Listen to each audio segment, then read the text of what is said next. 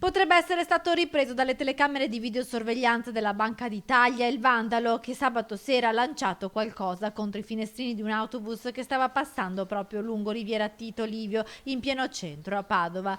Le indagini della squadra mobile si stanno concentrando sui filmati delle telecamere cittadine, molte di queste posizionate proprio davanti alla fermata da cui sarebbe partito l'oggetto contundente che ha mandato in frantumi il vetro del bus. Il piccolo oggetto non è ancora stato ritrovato.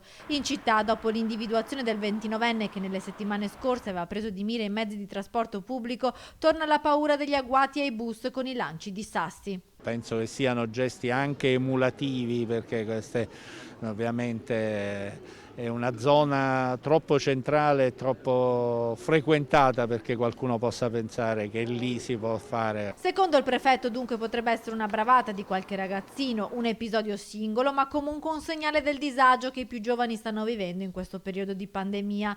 I sindacati dei dipendenti Bus Italia però non intendono sottovalutare questi episodi e continuano a chiedere i vigilantes sui mezzi di trasporto. Per quello che riguarda ovviamente la sicurezza in genere dei mezzi, come abbiamo ripetuto anche in sede di riunione in prefettura, ovviamente è un argomento che con l'azienda dovrà essere oggetto di approfondimento con le organizzazioni sindacali. Certamente è un servizio che al pari di tanti altri servizi pubblici che sono sul territorio meritano attenzione, ma certamente non possono essere oggetto di una attività dedicata delle forze di polizia.